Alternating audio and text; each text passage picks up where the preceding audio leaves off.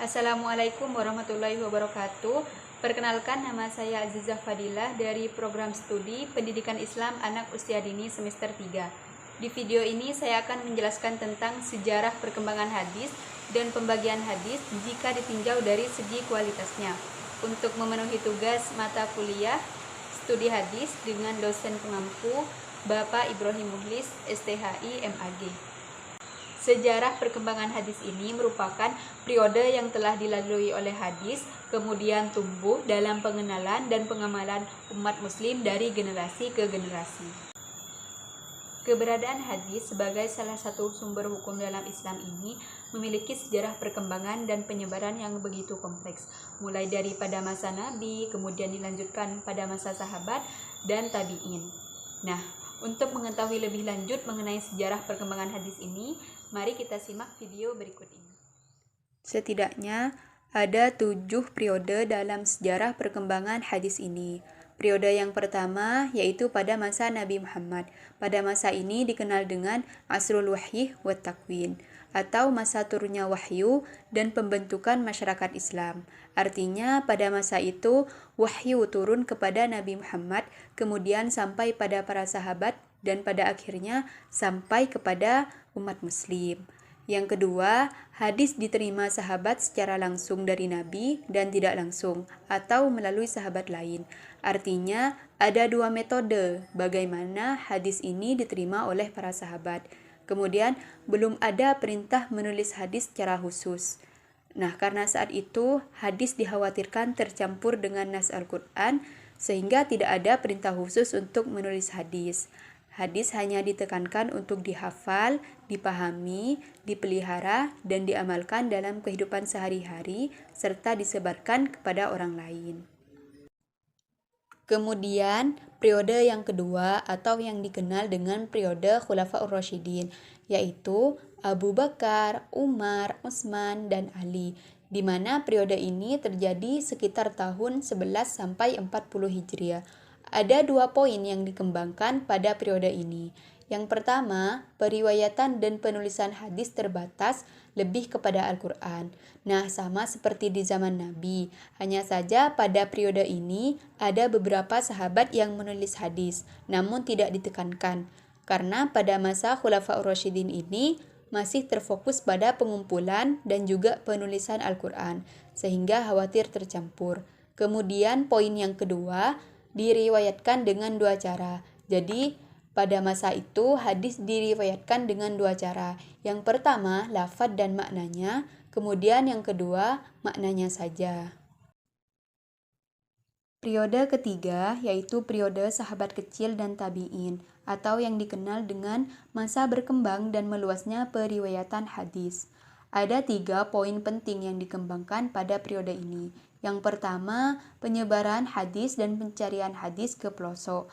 Jadi hadis itu dicari kemudian disebarkan ke pelosok-pelosok desa atau ke pelosok-pelosok kota. Yang kedua, muncul lembaga pemeliharaan hadis. Nah, pada masa itu ada lembaga atau majelis yang dikhususkan untuk menjaga, memelihara, dan merawat hadis agar tidak terdapat kekeliruan. Kemudian yang terakhir, muncul hadis palsu karena perpecahan umat muslim menjadi beberapa kelompok.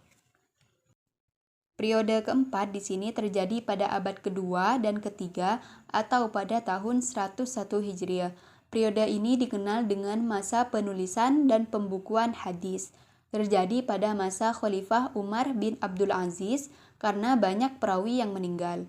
Kemudian hadis dibukukan oleh Abu Bakar, Muhammad ibnu Muslim, ibnu Ubaidillah, ibnu Syihab Az-Zuhri. Karena di sini pada masa itu banyak sekali perawi yang meninggal, kemudian hadis dibukukan, dan ulama pertama yang membukukan hadis adalah Abu Bakar, Muhammad ibnu Muslim, ibnu Ubaidillah, ibnu Syihab Az-Zuhri. Periode yang kelima di sini adalah masa pentasyhihan dan penyusunan kaidah hadis. Ada 4 poin yang dikembangkan dalam periode ini. Yang pertama, mencari hadis ke kota lain diawali oleh Imam Bukhari selama 6 tahun. Yang kedua, mentashih atau memperbaiki hadis dan memisahkan antara hadis sahih dan dhaif. Kemudian yang ketiga, Imam Bukhari menulis kitabnya Al-Jami' As-Shahih, diikuti muridnya Imam Muslim dan lainnya. Kemudian yang terakhir, muncul kitab 6 atau Kutubus Sittah, yaitu Sahih Bukhari, Sahih Muslim, Sunan Abu Daud, Sunan Ibnu Majah, Sunan Tirmidzi, dan Sunan An-Nasa'i. Periode ke-6 terjadi pada abad ke-4 hingga tahun 656 Hijriah. Ada 6 poin yang dikembangkan dalam periode ini. Yang pertama, periode ini terjadi pada masa Abbasiyah. Periode ini masih dalam masa penulisan, pengumpulan, dan pembukuan hadis. Kemudian yang kedua, kebanyakan hadisnya adalah kutipan dari ulama sebelumnya, sedikit yang mencari sendiri. Yang ketiga, mengumpulkan hadis Bukhari dan Muslim. Yang keempat, mengumpulkan hadis dari kitab 6, yaitu kitab Al-Jami' oleh Abdul Haq Ibnu Abdul Rahman Ash-Shibli. Kemudian yang kelima, mengumpulkan hadis dari berbagai kitab, yaitu kitab Masabih As-Sunnah karangan Imam Husain Ibnu Mas'ud Al-Baghawi. Dan yang terakhir, mengumpulkan hadis hukum dan atrof. Kemudian periode yang terakhir yaitu periode ke-7. Pada periode ini juga terdapat beberapa poin yang dikembangkan. Yang pertama, pensyarahan, pengumpulan, takhrij, dan pembahasan. Artinya di sini hadis itu dijelaskan, kemudian dikumpulkan, lalu ditahrij atau dicari status hadisnya. Apakah hadis itu dhaif, hasan, atau sahih. Kemudian yang kedua, menerbitkan isi kitab-kitab hadis, menyaring dan menyusun kitab 6, kitab takhrij, serta membuat kitab jami' yang umum. Kemudian yang ketiga, disusun kitab zawaid, usaha mengumpulkan hadis yang terdapat dalam kitab sebelumnya ke dalam sebuah kitab tertentu, yaitu kitab zawaid karya Ibnu Majah. Kemudian yang keempat, disusun kitab atrof atau kumpulan hadis dari beberapa kitab induknya dengan cara mencantumkan bagian atau potongan hadis yang diriwayatkan oleh setiap sahabat, seperti Atrof Hambali oleh Ibnu Hajar. Ditinjau dari segi kualitasnya, hadis dibagi menjadi 3, yaitu hadis sahih, hasan, dan dhaif. Hadis sahih di sini merupakan hadis yang disandarkan kepada Nabi Muhammad dan sudah memenuhi beberapa syarat, yaitu sanadnya bersambung, periwayatnya bersifat adil dan dhabit, tidak janggal atau syadz, terhindar dari illat atau cacat. Yang kedua, hadis hasan. Hadis hasan adalah tingkatan hadis yang ada di bawah hadis sahih, yang juga merupakan hadis yang tidak bertentangan dengan hadis lain dan Al-Quran. Hadis ini juga tidak berisi informasi bohong dan memiliki lebih dari satu sanad.